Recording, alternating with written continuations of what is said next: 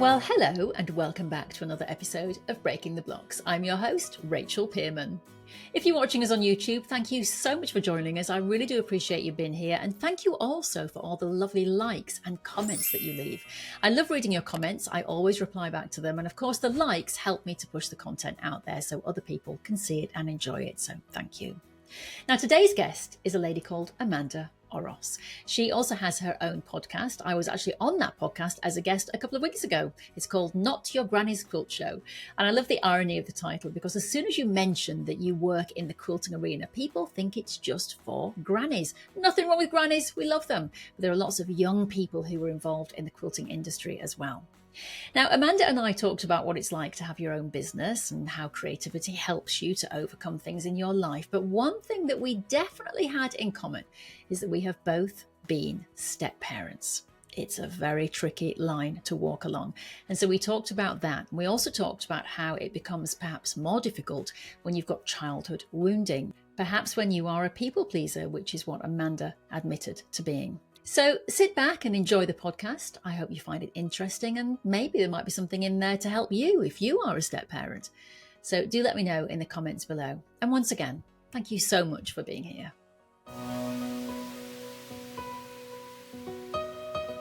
So here we are. Welcome to another episode of Breaking the Blocks with a very new guest for me. I say a very new guest. I mean, all of my guests are new because they haven't been on my podcast before, but Amanda and I have never actually worked together. We have just met in the podcast stratosphere. Yes, welcome. Let's talk about your podcast first of all and how we actually came across each other. So, Not Your Granny's Quilt Show. That's right, isn't it? Yes. Not right. Your Granny's Quilt Show. Yes. I love that because that is the first thing anybody ever says to me, Amanda. Oh, you do things with quilts. Oh, is that sort of like 85-year-old ladies with blankets on their knees? And you go, there's nothing wrong with those ladies, but no. So that's who you are. So it's lovely to have you here, Amanda. And thank you so much for joining me today. Well, thank you so much for inviting me. Yeah, you reached out to me, which I was like, I'm sorry, what is happening right now? Because I've recently started following you and just seen the work you've done and everybody that you've talked to. And I just thought, wow, that would be a really cool podcast to be on someday or to interview you. And so when you reached out, I thought, serendipity. But yes, here we are. It's funny how things work like that, isn't it? We are going to talk about some blocks that you've overcome because I did read something somewhere and that's why I contacted you, as well as you looking like a fun gal. I did say to you, ooh, now you've been through something I've been through, and I thought we could talk about it together. So that's hooking the listeners in. That's known as the hook, Amanda. I'm sure you know. Yeah. So your podcast, obviously, it's a fun title to start with. Well, I think for the most part, it was really just an adventure into just meeting other quilters who were in my same kind of mindset and outlook on life and different so that I could learn from people. And being fairly new in the quilting world, I've been quilting for 7.5 years now. The podcast I've had for 2.5. Yeah, I want people to be able to have a safe space to just talk about themselves and what got them into quilting and what inspires them and what feeds their soul, and so that we can make deeper connections with one another. Because I think if we're just seeing each other's online presence, our curated Instagram, whatever we're putting out on social media, that is very orchestrated. I love getting to know people. I love understanding who a person is and why they do what they do, what makes them tick, because that's where we find relationship and that's where we find a deeper connection. And I always lean hard into Brene Brown in that sense that we're hardwired to find connection with other human beings. And in our hyper globalized society and our world, how it is now, it can be really hard to find true deep connection. But this is my way of kind of closing that gap, just trying to make a positive difference, I guess. Absolutely. You say it's a safe space, but it's a place people can come together. And I think that is one really strong thing. I think that with the quilting world, community has a different meaning. I don't think it's about just buying a product. It's like, not just buying a long arm or buying a machine. I think it is about finding people and finding like-minded people and creating together and creating art together. So yeah, I'm with you. I think it's great to have a space where you can talk and meet people and become part of the community. I think that is something I have found too is I think, yeah, the word community gets tossed around so much. And the quilting community, however lovely it can be, for the most part, there are still some dark little shady corners that we need to shine some light in, I think. And that will help us change things for the better, I think. To create true community where people can be open and be themselves and show up exactly how they are and make things exactly how they want to make them. I think although we say it's a fantastic community, as you say, I think it's for the most part. I think that's the same with anything in the world. But yeah, there can be an underbelly. I don't quite know where that vitriol comes from. Mhm, Is it an envy? Is it, I think it is a fear, isn't it? mhm, I think when people attack other people's sexuality or the way other people want to be seen mhm. or statements people make, and it triggers something in them, I think that is a fear that people need to look at within themselves. Absolutely. Absolutely. And I talk about it a lot, and I will never stop talking about it because I think mental health is one of the greatest ignored things that we all have as humans. It's all in our own care to have healthy minds and bodies and spirits, and but we're told we just need to pick ourselves up by our bootstraps. We need to just power through and ignore it all. So when we don't look at ourselves in the mirror, when we aren't aware of our own fears and our own kind of thought patterns and the things that come up for us when certain things happen for other people, what is being mirrored back to us, that I think that's where the ugliness can come from, because we have these little deep dark thoughts. We have, everybody has them, this toxic positivity of like everything's perfect in rainbows. It's like it's not, but it's, I think that's where ugliness comes from, is because people are ignoring their own selves, they're ignoring their own needs, and then when they see someone else experiencing something that maybe they've not allowed themselves or not felt safe to express, it can bring that out in them. And I'm guilty of it, like I said, we've all we all have these things within ourselves, and it's just, what do you do with it, right? So Yeah, um I saw a great quote the other day and it said, heal your wounds so you don't see the world through your wounds. And that yes. is so true Hmm. because, and I'm like you know, I've been through a massive healing journey myself in the last 3 years. I really Hmm. feel there are so many other people in the world who have gone through it. I don't quite understand why. I don't think we fully know what this world is all about and the universe and what happens afterwards, etc. But it does Hmm. seem to be that since COVID, there has been a huge shift. And as you say, a great emphasis on mental health, mental well-being, but also about healing yourself. And I think we used to talk about mental health, didn't we, in terms of like depression, anxiety, and we still do.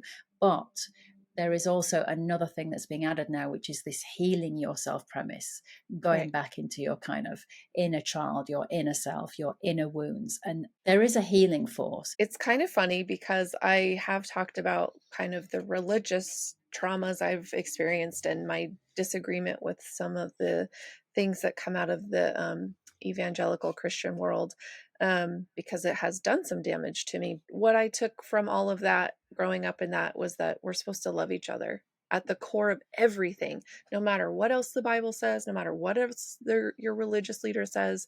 At the core of everything, if God is love and we are made in God's image, if that's what you want to talk about or look at, then that's what we're supposed to be, is love.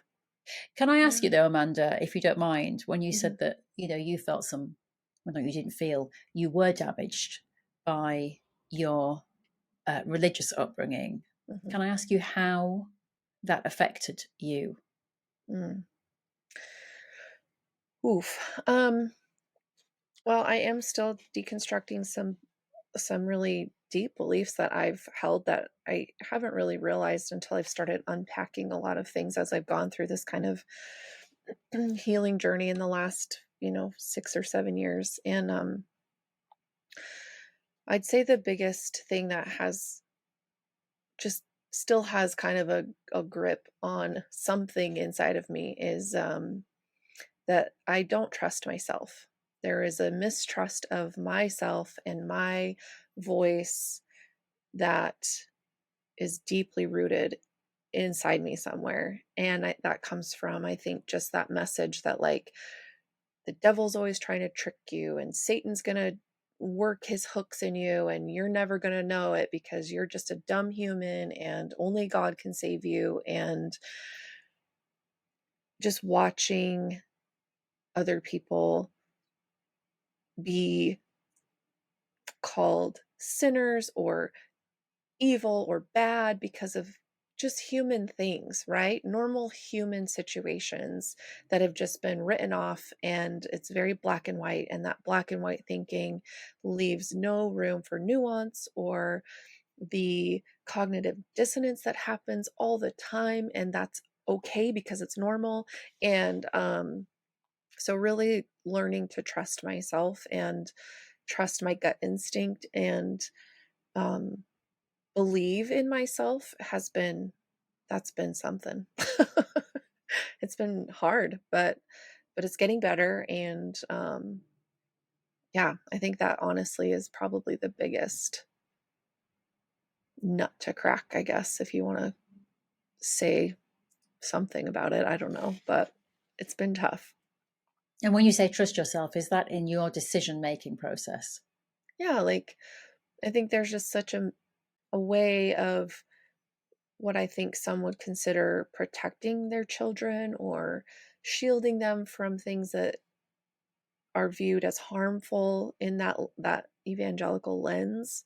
But like I didn't really know about things about my own body until I was well into adulthood and was like, wow, I'm embarrassed that I didn't know that. And just things of that nature. It's communication is not, I guess, celebrated in the communities or in the religious communities where I was raised. It wasn't, certain things weren't openly talked about. It wasn't a comfortable thing to just talk about everything with your family or even with, you know, your leaders in the church or even peers in the church, because it's like, oh, we can't talk about that. That's evil or that's sinful. And so things just get shoved away. But it's like, but I need to know these things about my own self. And so that kind of like, well, everybody else knows better than I do because I don't know anything, and I'm not supposed to know these things because they're bad. And I don't know anything and I don't need to know those things. And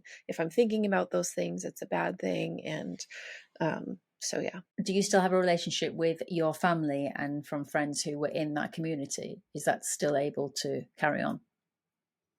My family, yes, I think there's been some growth for them, and especially with my parents. We're all of their kids now. We're all adults, and we've all experienced multiple, all these different things in life. And we basically have just been like, listen, this way of thinking doesn't work for us. It's not how we want to live our lives. It doesn't feel good. It doesn't feel safe. It doesn't feel loving. And if you were going to be in our lives, then you have to just be okay with it, like more or less. And they're like, okay. They're more interested in us as people than they are in forcing a religion down our throats. We've all just kind of agreed to not make it a thing.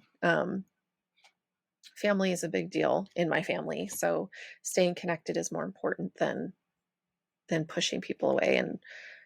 And that was hard for multiple reasons on my dad's side, because his parents didn't think the same way, and they pretty quickly pushed us kids away when they realized they couldn't really control my parents in controlling us and how we acted and how we looked externally to other people. So What triggered you to begin to kind of open up the lines of communication just in your general world with other people and start looking at yourself and going on your healing journey? What was the trigger? the loss of my grandmother, my dad's mother. that was really heavy, and all of the feelings that came up with that, and the unresolved pain that was left in the wake of her death, and realizing I was never going to have a chance to fix any of it. And it was coming out in anger at work, at home, and my husband just said, "Hey, I love you, and I know that this has been hard for you, but you're treating us like trash, and that's not okay. What do we need to do to help you? Like, what can we do to, get you on a better path?"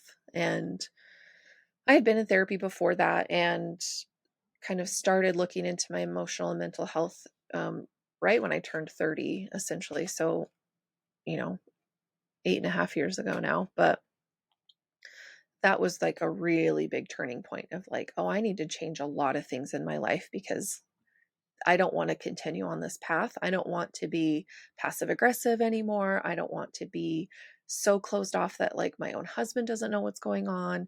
I don't want to be mean to my stepkids because they're really great and they didn't deserve it.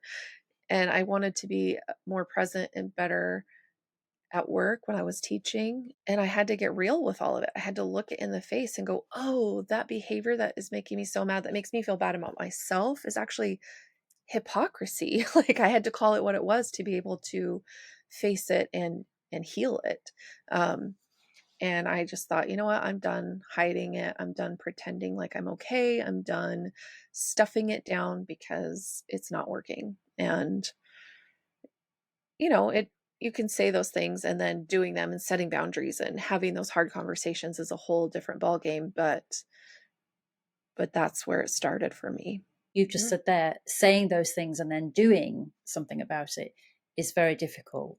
Mm-hmm. So I think the main thing from what you've just said there is it's being honest with yourself, isn't it? So you have to look in the mirror and go, don't really like what I see. And that's why a lot of people run from it, because it's too much, it's too painful, it's too difficult. But when you've looked in that mirror and said, don't like what I see, obviously you did therapy, but what sort of practices do you then have to put into place? I'm just asking this for anybody who's listening, who's recognizing this and thinking, I think I need to do it myself. What are the practices that you put into place? Well, first and foremost, and I know not everybody has this, so it can be tricky, but my husband has been just an unconditional source of support and love and honesty. Day one, I mean, I was very young when we met. He's, just laid it out like, I've done all the things, I've been married before, whatever. He's like, but honesty is always going to be where I start, and that's what I need for our relationship. And I was like, wow, that's weird. Nobody ever said that to me before. Having him, and I can say whatever I need to say with him, and we'll talk through it. But just anybody, it doesn't have to be a spouse. It can be a friend. It can be anybody in your life that is just, that you can trust, that trusts you, that you can have those hard conversations with, that's going to, listen and talk you through whatever you need to talk through. And I think that's the hard part, is we all want to give advice. We all want to say what somebody should or shouldn't do. But I think the hard thing is to just sit and listen and let a person vent and say, wow, that is really hard. What is there anything I can do to support you? Even with therapy, I would do a lot of reading outside of therapy and in conjunction with. And I have some affirmations that I work through. And sometimes, some days they're really hard to say. And I tape them up to my mirror so that I'm in the mirror saying them to myself, look myself in the eyeballs and say them. And they're things I needed to hear as a kid. They're things that my inner child needs to hear still a lot of times. But making that a habit and a practice of looking myself in the face and saying, you are safe, you are loved, you are a work in progress, and that's okay. I have those aren't the exact ones, but I have my list of affirmations I say to myself. And then when it comes to your interactions with other people, that's where the trickiness comes in, because I think we are in behavioral cycles with the people in our lives, and we may not even recognize what those are at first. But when we start to know ourselves better and start to learn why we do what we do, we can start to see those patterns and those cycles occur, and we can notice the triggers for them more easily. Noticing the trigger and then doing something differently are two also separate tasks. But just the noticing can make a huge difference, because then you can go, oh, I see what just happened. I see why I just wanted to explode on everyone. But then making a different choice is a whole different thing. Like, instead of sitting in the discomfort and letting yourself build up a bunch of rage and then exploding on everybody in the room, you can just get up and walk away. And you don't have to change anybody's mind. You don't have to force a situation or force somebody to think differently, because you can't really. And a lot of times removing yourself from the situation is the only answer.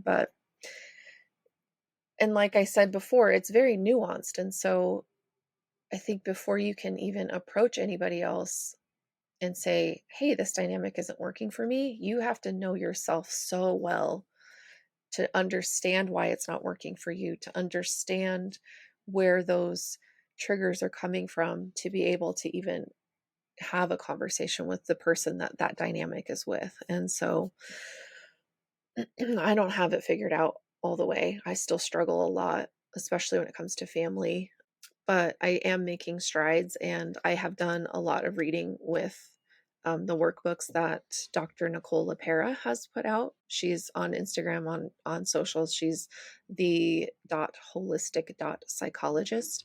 So she puts out these great workbooks that help you work through these kinds of things. And she is a psychologist, so she's coming from, a very learned place, and her goal is to make mental health and emotional health more accessible to more people. But the first workbook I did of hers is called How to Meet Yourself, and it's essentially finding your habits, meeting who you are, finding all of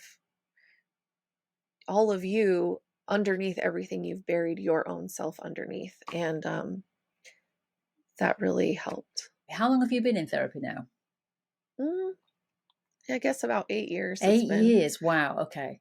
I mean, I did about 5 or 6. And I think the only reason I stopped therapy is because my therapist left. She didn't leave me. and then I went in there for abandonment wounds, and then my therapist abandoned me. But no, she moved out of London. So, and it wasn't in a time of electronics. This was 20 years ago. So there wasn't a Zoom or anything like that. So, but she said, I think you've come to the end now, Rachel. I think you're strong enough. Interestingly, yes, she did save my life. I mean, literally, because I was in that place. But actually, it's only the last 3 years that I think I'm finding the final pieces of the puzzle. So what was your core wound? Like, not feeling like I was ever going to be good enough. I was never going to be religious enough. I was never going to be quiet enough, or smart enough, or, anything. I was never going to be enough, whatever it was. And so my driving force was to people please, to get people to like me, to get people to accept me. And so, yeah, that was where I've had to dig in. Yeah. And that's a difficult one, I think. I think it's a difficult one. Yeah. But then you see what happens as well is that when you are people pleasing and trying to please everybody else, you then just wear a mask. And eventually the mask falls, or people just think you're being disingenuous because there's something off, because that's not actually the real you, is it? It's incredible, the people who can see through it and just don't mess with it. And then it's like, what did I do? They don't like me. And, then it's like, okay, what do I need to do? What do I need to change to adjust? And it's just like, some people are just impervious to it, and good for them, because it's hard. But then the person who is seeking that connection, who doesn't know how else to get it, is left spinning. And oftentimes I was left spinning because I just couldn't figure out what I needed to do, and didn't really even know who I was to show up as my genuine, authentic self. And so that has been, I think that's where my podcast has come in and propped me up in a lot of ways, because if I get in front of the camera and I start being somebody that I know isn't me, it feels really uncomfortable. Yeah, that desperation is just so heavy. It's so I'm laughing only because it's incredible how much I didn't even know about myself that I now know, that I'm just like, wow, how did I do that for so long? For one thing. And then I just think about all the people who are still in that, who are much older than me, who haven't even tried to figure it out. And I'm just like, oh my God, it's so much. It's so much. And it takes so much work. It can feel so scary, but taking that first step towards yourself, leaning in and turning towards yourself instead of towards everybody else to find your value. Um, it's the first necessary step. Um, and it feels selfish. I think that's another thing that came from the religiousness of my upbringing, is the selfish title that you get when you work on yourself, or you set boundaries, or you say no to people, is the selfish title that you receive from the crowd, the peanut gallery, in judging your choices and what you should or shouldn't be doing. So that's been a step that has been tricky too, because there's still a little voice in my head that's like, well, now they're going to hate your guts, so you might as well get used to being alone because nobody's going to like you. I want to talk about a difficult part as well in that healing process, which ties in with exactly what you've just said, because I felt when I went through my sort of deep healing and started changing myself, and I started to lose friends. Because as you've just said, you'll have people saying, well, that's selfish. And then people start to leave your life.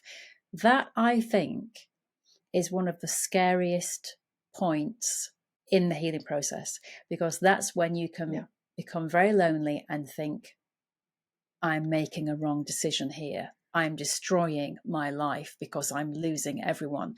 Now, I would like to say to anybody out there, and this is my experience, that actually what you're doing is losing people who were never energetically matched up to you in the first place. They were matched up to a fake version of yourself.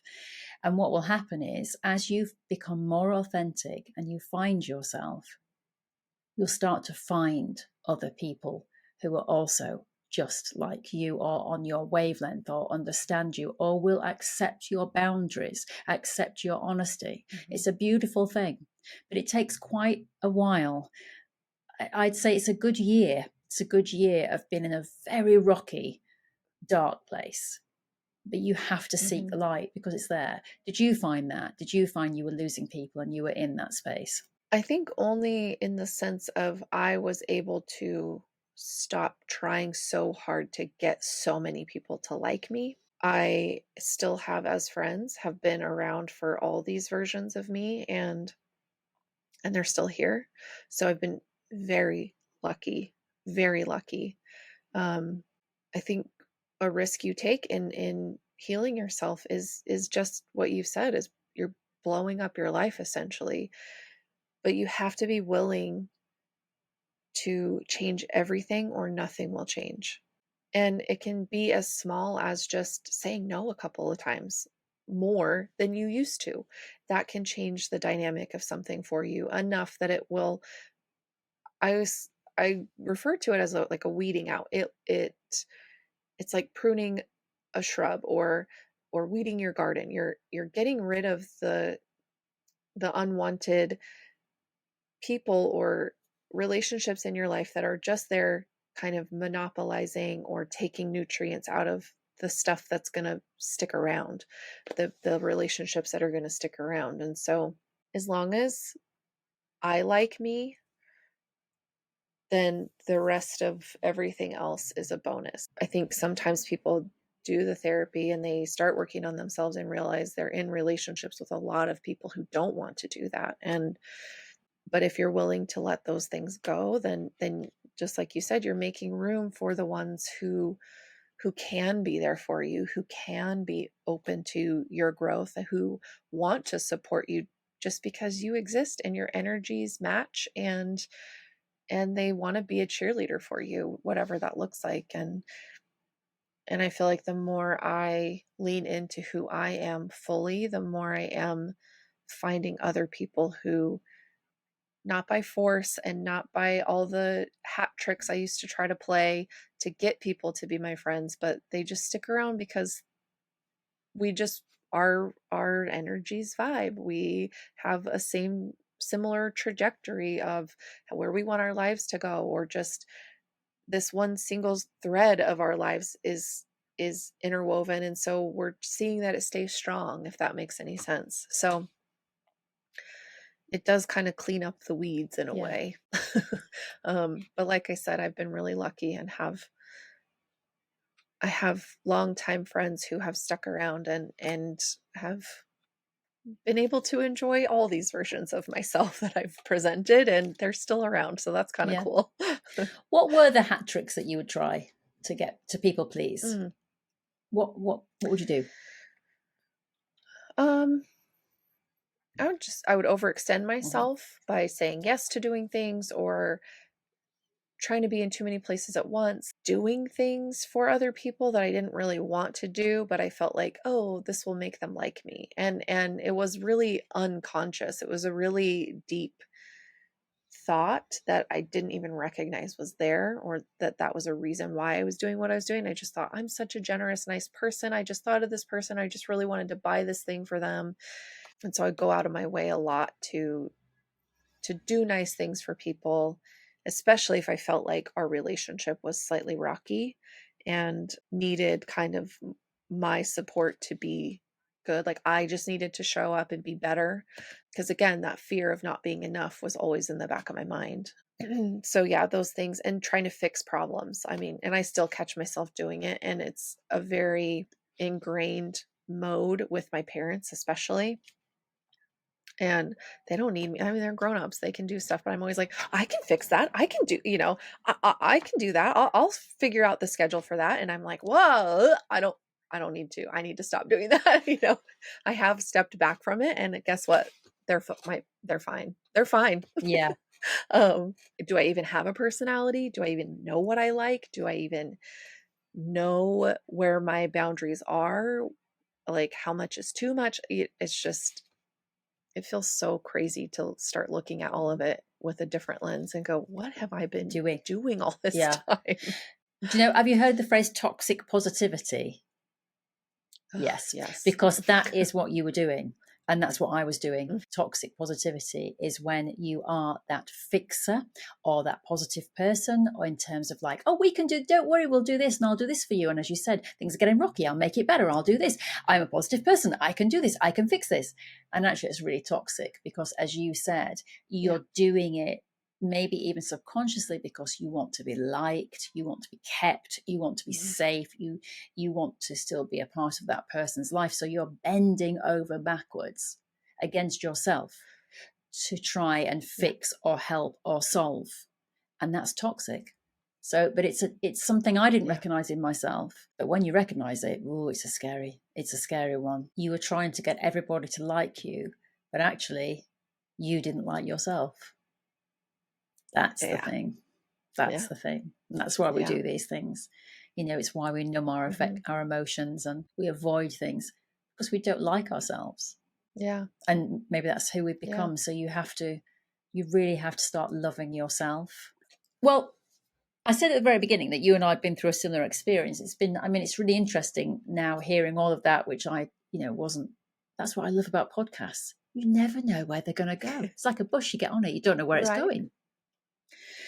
But it's interesting because I think that one of the things is that you have stepchildren. Mm-hmm. My trigger point for going into therapy was in part coming from seeing my husband absolutely doting on his little boy. So I met my now husband, and he had a little boy.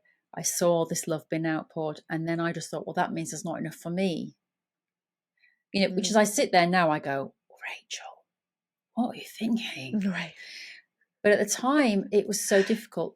But then also witnessing his boy going through his parents becoming divorced, which is what happened to me when I was 7. My parents divorced. So it all triggered me into going into therapy. But I wanted to talk about the step parent angle because a lot of people will be step parents. And I just want to put it out there. It's a very difficult road to travel. And I'm not saying that stepchildren are horrible. I'm not saying that at all, because they're all children who need to be loved. And one could say when children have been through a divorce, it's they need a lot of attention and affection and understanding and communication, I'd say, above anything. But it is a very difficult thing to take on someone else's child. So I thought we could just talk about that and what difficulties you've faced with that. And it's interesting now hearing your backstory. How did you mesh all of that together? Because you were very wounded yourself, and I wonder how having stepchildren perhaps triggered some of those wounds, or I'll just speak for myself. I felt like this weird outside party of like trying to make sure that I can integrate into it, but also, yes, being triggered in a lot of ways of my own issues, but also trying to figure out how to set boundaries with the other parent and trying to reconcile my version of parenting with my husband's version of parenting, with the mom's version of parenting. There's just so many pieces to it. And it's hard to learn how to share responsibility in a dynamic where you're new and they've got something going on. The parents and the child, they've all got a dynamic going on that you now have to figure out where you fit into. And I was so young and I was still in the throes of my people pleasingness. And so there were a lot of times where I would feel taken advantage of by Antonio's mom in her situation and things that she would tell me or try to like manipulate out of me. And then I would tell my husband and he'd be like, oh my God, she did it again. Like she got you and whatever. And so it just felt like this really weird cycle of like, I really love this kid. Like we got close really quickly and just that feeling of like, I can't do enough to feel like I'm doing enough.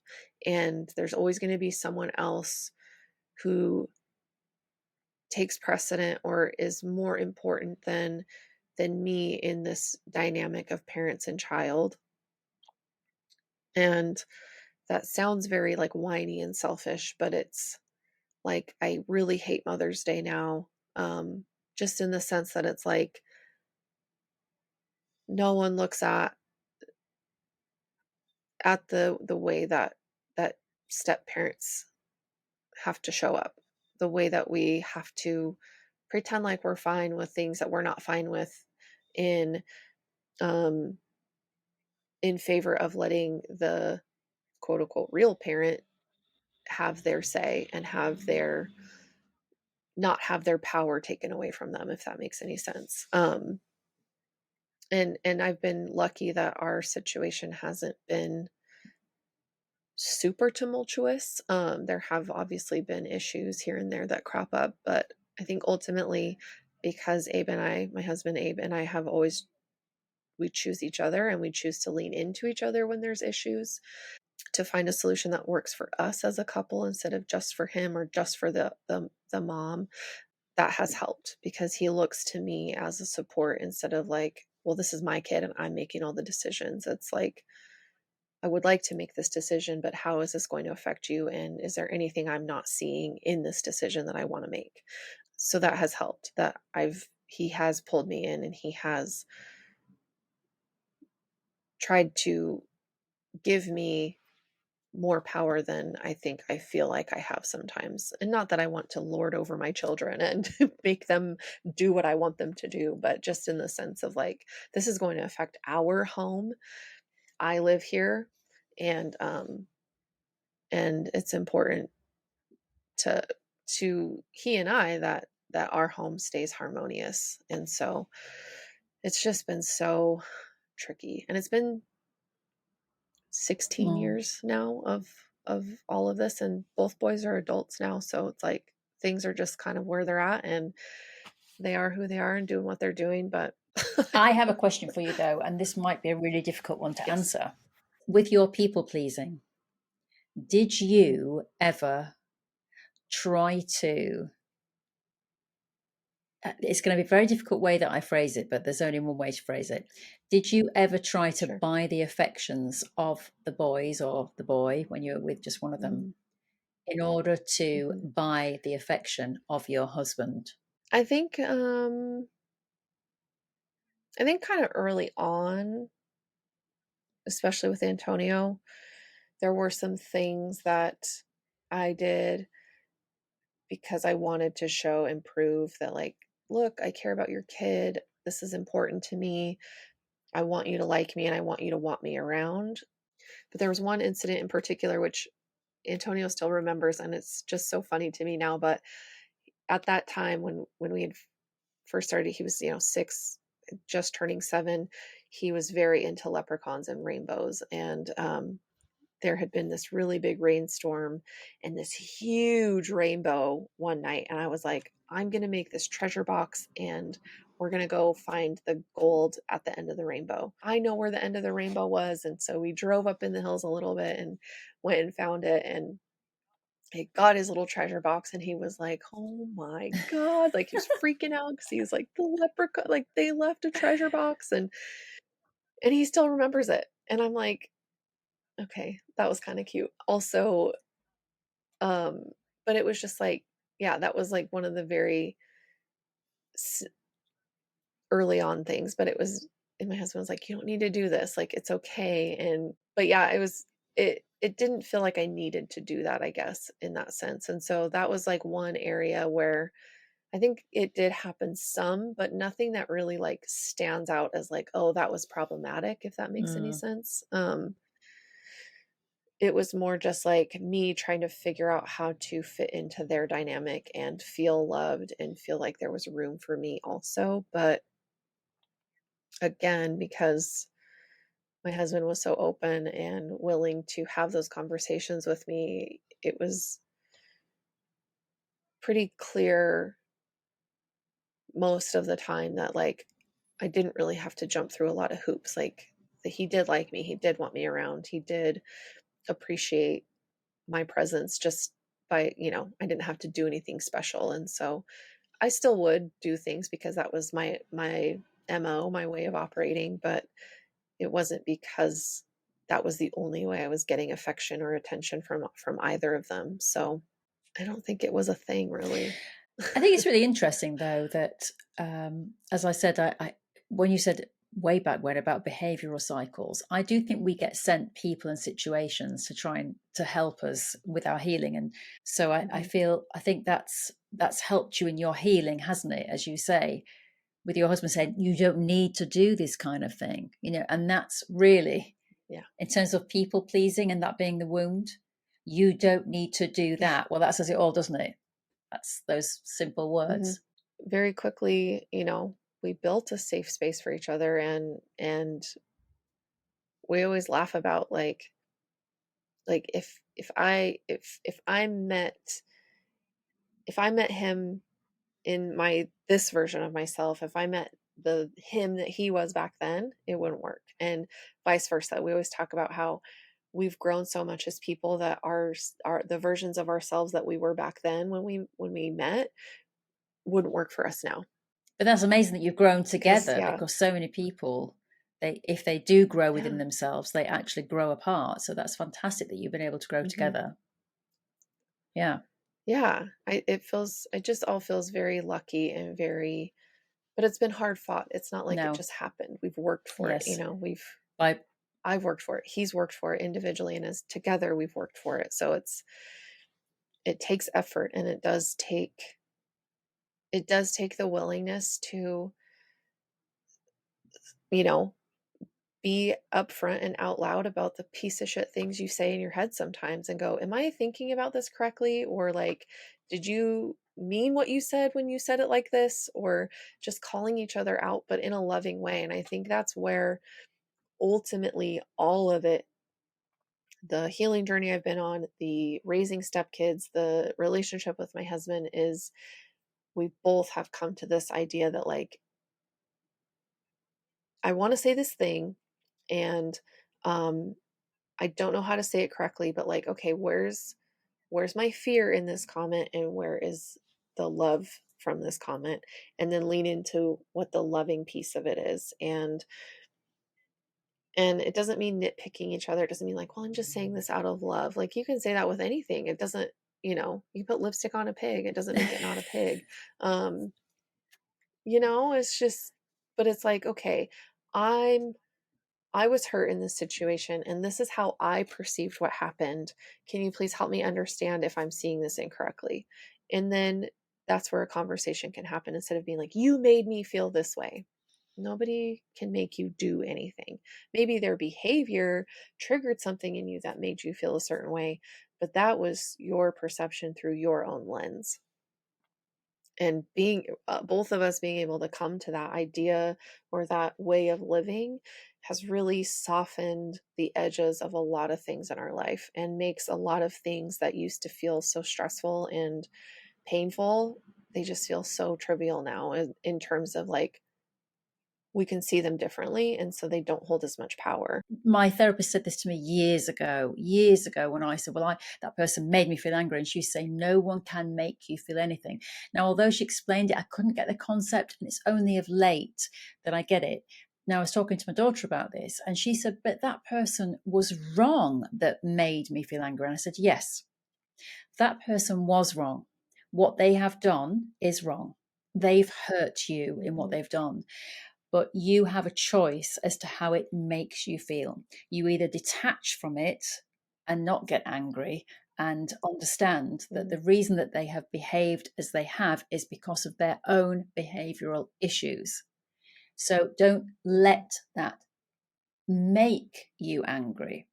You have a choice Mhm. as to how you feel about it. That's the key. We should talk about this a little bit, seeing as it is a podcast where I talk to creative people. So I'd just like to know about your creative work. I know obviously you're a quilter.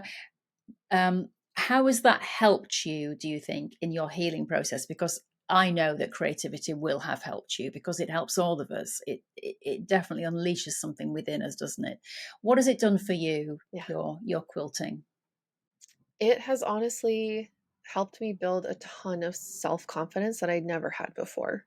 Um, I still waver, I still get imposter syndrome, but I have a better handle on coming out of it and facing hard things and trying hard things. And yeah, just learning something new, and something that I never thought I would do, because my mom has sewn, most of her life, so all of my life, and it was not something that I ever felt like I could do. And so when my friends held my hand and forced me to make my first quilt with love, um, that's what it took for me for some reason. And I think that the way that they were able to approach it with me healed something in me. The way I was able to continue learning healed something in me. And I think because of the time that I was learning, that kind of 2017, 2018 time when Quiltstagram was exploding, and there was so much more accessible to being seen, and more modern things to be seen, and inspiring, to be inspiring. I was I got sucked in, because I was like, I want to make all these things. Like, look at this fabric, look at these, colors, um, and so being able to continue to make beautiful things that I want to make, and knowing that I can learn how, and understanding more about it. I still don't know everything. And it's like, I think that's where I kind of hit that imposter syndrome, is I have a quilting business, but I don't know everything about quilting, and that feels crazy sometimes. But yeah, just the fact that I was like, yeah, let's do a business. Let's, start a business. So I started the business with my parents, and now I will be, buying them out, and I'll be running the business myself. And I've started the podcast. Thankfully, my husband was like a thorn in my side about it. Like, you really need to do a podcast. You really need to do a podcast. And I was like, I don't think so. But here we are. And just doing things I never thought I would do. Yeah, the self-confidence and the ability to believe in myself, I think that has gone hand in hand with the therapy I've been doing, and the, like I said, deconstructing those negative beliefs I had about myself from the religious messages that I grew up with. From it, I think really what it's done is just forced me to streamline my priorities and learn how to continue to put myself and my needs first before everybody else's. And maybe I'm not going to be some huge multi-million dollar business, but my business is going to run on my terms and how I want to operate. And that means more to me than being so burnt out that I can't enjoy my life. That's So fabulous. I don't, See, yeah. once again, it's another thing in your life that is there to help you. I mean, I thought that when you said about with customers setting boundaries, and I thought that's another thing that you're being tested on every day. So that's brilliant. Yeah. Yeah, but no one has actually said, it's the self-confidence, but I can see in all the people that come to my online classes and meet at the retreats, that is the one thing you can see in people. It's when a teacher walks over to their work and says, I love the way you've put those colors together. And you can see someone's Mhm. aura light up because they've been given a compliment Yeah. and they've gone, really? Yeah, I love it. Oh, and it's a fantastic thing to see.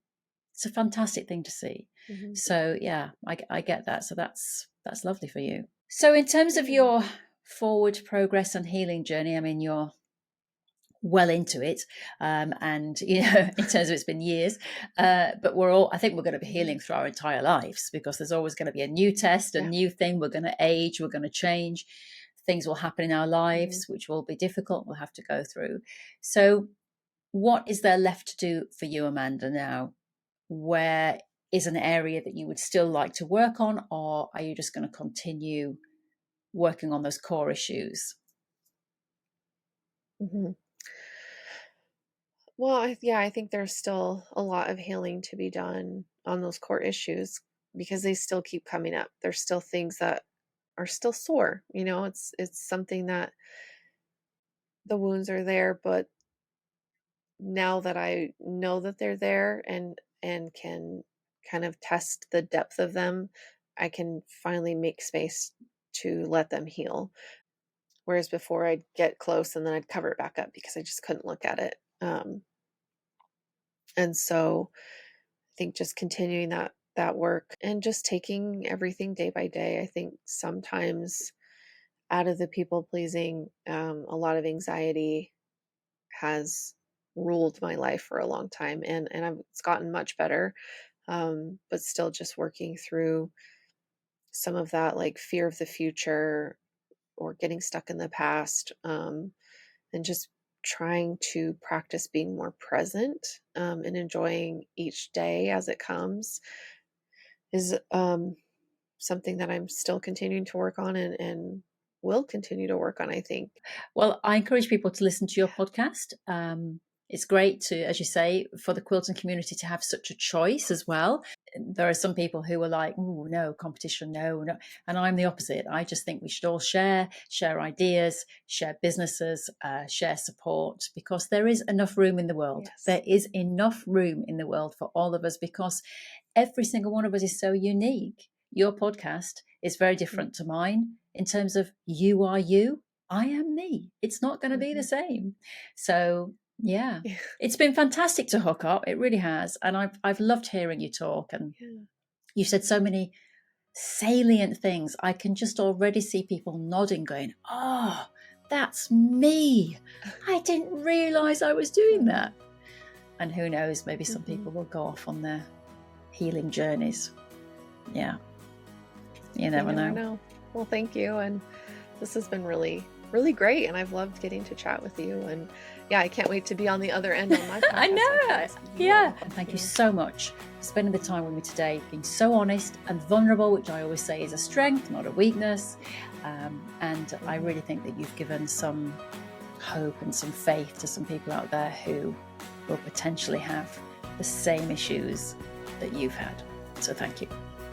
Just before you go, lovely listener, can I ask you a favour? If you have a friend who you think would enjoy listening to this podcast, would you mind please telling them about it? It helps me to spread the word, and you never know, they might get a life lesson out of it, or at the very least, just have a lovely 40 minutes of relaxing time for themselves. The second thing to say is that if you have enjoyed this, it would really help me if you would give me a little quick like or a comment, especially if you're listening on one of the podcast platforms. It just means that when anybody lands on the page, they can see that people have reviewed it, they've liked it, enjoyed it, and got something out of it. So if you wouldn't mind leaving me a review, that would be amazing. And the final thing to say is that if you are a business and you're thinking, how do I get my message out there? Well, you could do it on this podcast. All you have to do is reach out to me, rachel@breakingtheblocks.com. The details are below in the box. Thank you so much to everybody for listening and enjoying and saying the lovely things that you're saying.